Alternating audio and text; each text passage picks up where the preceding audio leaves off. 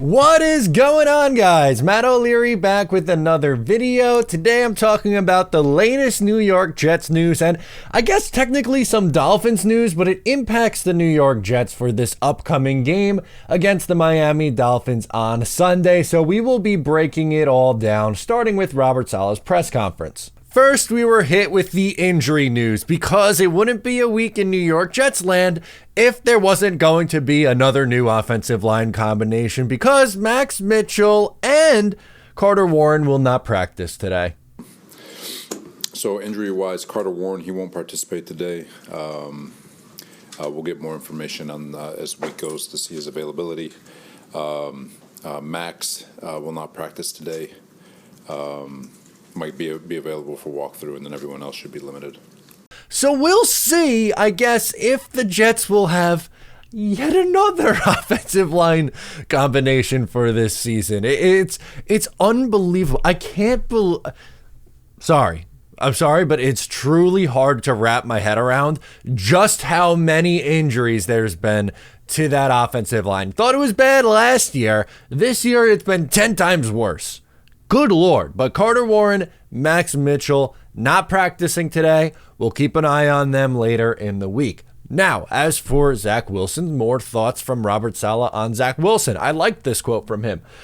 On the new level of confidence for Zach Wilson, I think it means a lot. No matter how confident you are, there's nothing that boosts it more than affirmation. I can imagine him having the game he had give him more confidence than he thought he had. I know I'm going to sound like a broken record, but really the next step for Zach Wilson is to take that next step. And I'm not saying, like, it's probably unfair and unrealistic to say, hey, against Miami, go for 300, 2 touchdowns, no interceptions. But can you have another really good game where you're getting the ball into the end zone a couple of times, maybe throw for 250 plus yards, somewhere in that range?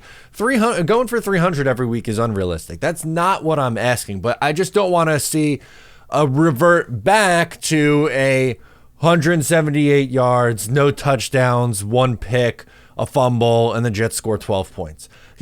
Split the difference for me. Be 75% the player that you were against the Houston Texans, and the Jets might have a shot in this game. We'll talk about that in a little bit more detail, with some injury news on the Miami Dolphins front. But for Zach Wilson, it's been up here. It's been up in his head for the whole time he's been here. No one, even his biggest detractors, have said that it's been a talent issue for Zach Wilson. It is not a talent issue. It is a mental issue. It deals with processing issues, confidence issues. And Saleh said this year feels different for him, that he doesn't have those same confidence issues. But I would just like to see him continue to be aggressive, which is what he was this past week against Houston. He was very aggressive, throwing the seam routes to Tyler Conklin or throwing the ball to Garrett Wilson. And when he rolled out to the left, and threw the ball across his body to pick up a first down. Continue to play that way, because as he said to DJ Reed, he has nothing to lose. Please keep that same mindset. Robert Saleh had this to say on Mike McDaniel. We are who we are. There's going to be some changes. I'm sure McDaniel will have like 50 new plays, but at the meat of it, it is the philosophy and style of how we play. That's completely fair. What Mike McDaniel does so well as a play caller is he does things early in games to set other things up that he wants to do down the line in the game. And it's really hard to wrap your mind around when you have, let's be honest, someone like Nathaniel Hackett calling plays for the New York Jets. And all credit to Hackett. He had a really good game against the Houston Texans, as did Zach Wilson. You hope that continues, but what what he does so well is in the first half and early on in games, he's doing something this way, and then second half, counter-strike, boom, big play. And Tyreek Hill being involved and being a factor is so huge for this team. And Tyreek Hill is going to try to tough it out this week, but it is clear that he is banged up. And when he wasn't out there in that game against Tennessee, the Miami Dolphins offense looked completely different. And that's just how good that Tyreek Hill is. And if you don't buy him being an MVP candidate, I don't know what to tell you, because we saw what that offense looked like with him on the field versus off the field. And, I'm not going to sit here and tell you that Tua's a terrible quarterback without Tyreek, and it's only because of Tyreek. That's unfair to Tua. But even the biggest of Dolphins fans, and even the biggest of Tua supporters, I think, would tell you that his game goes to a different level when Tyreek Hill is on the field. He is that good and that much of a difference maker. And he's banged up, and that's not the only thing.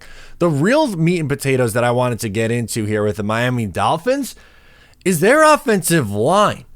Liam Eichenberg is the top option to take over as the center. He has played all over the offensive line. Mike McDaniel said they've worked out centers and likely will add one. Lester Cotton will also work at center. Teron Armstead has a chance to play, versus the Jets, while it would be a pleasant surprise if Rob Hunt played.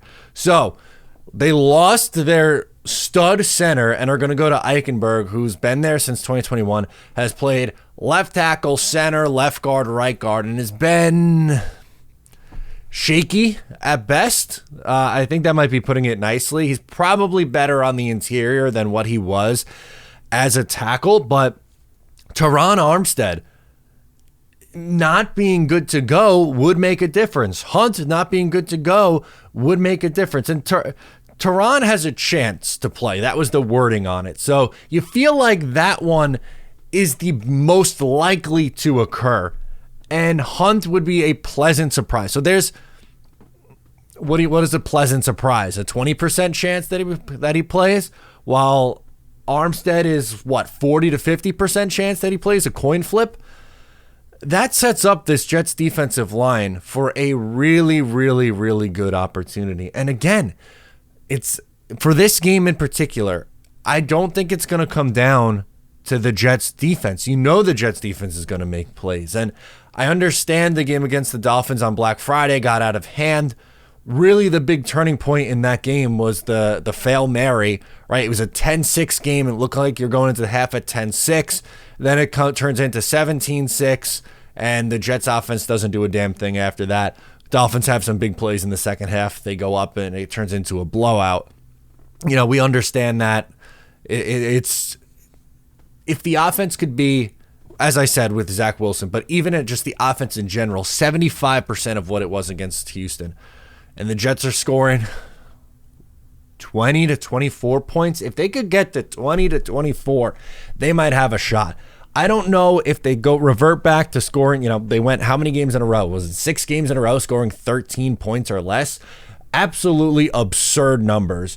They can't do that and expect to win a football game against the Dolphins, even with the offensive line injuries that the Dolphins have, with Tyreek Hill banged up, all those factors. I think the Jets need to get to 20 to 24 points to have a good chance to win this game, because even with the Dolphins being banged up, they're still probably scoring 17 to 22 points, let's say. Somewhere in that range, I think, is fair and realistic expectations. The Raiders held them to 20 points a couple of weeks ago.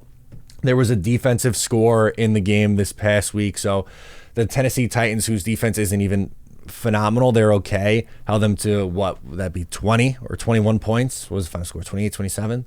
So the defensive score obviously plays a factor there, but it should be really interesting. And then last but certainly not least, Robert Saleh did not really give much insight onto the Aaron Rodgers return. The quote that he said was, "If that bridge comes to us, we'll cross it." Really wouldn't give in if he's going to be cleared by next Wednesday, which is what it would have to be. But as I said all week, and I'm going to reiterate here in this video, the Jets have to win on Sunday against the Miami Dolphins to even really have that in consideration, I think. So let's see if the Jets will be able to keep their season alive. Thank you so much for tuning into today's video. Once again, I'm Matt O'Leary, and I will catch you next time.